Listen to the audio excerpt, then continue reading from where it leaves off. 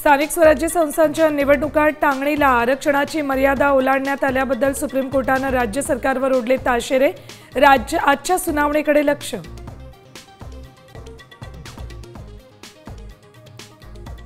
निवडणूक आयोगाच्या 2 पत्रांमुळे उमेदवारांमध्ये संभ्रम। एक सूचक सही असलेल्या उमेदवारांचे अर्ज बाद होण्याची शक्यता। सर्व पक्षांच्या डमी उमेदवारांचे अर्ज धोक्यात।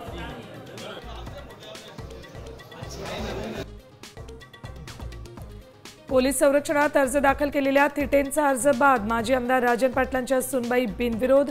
समर्थकांचा जोरदार जल्लोष।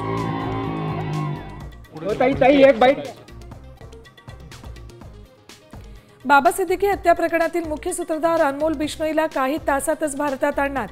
अमेरिकेकडून प्रत्यार्पणाची प्रक्रिया पूर्ण।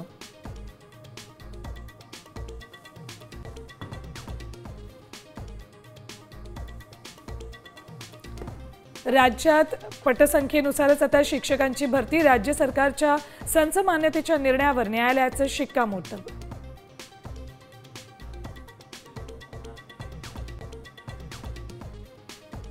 नवी मुंबई विमानतळावरून ख्रिसमसपासून दररोज 23 उड्डाणं। सुरुवातीला 12 तास खुलं राहणार।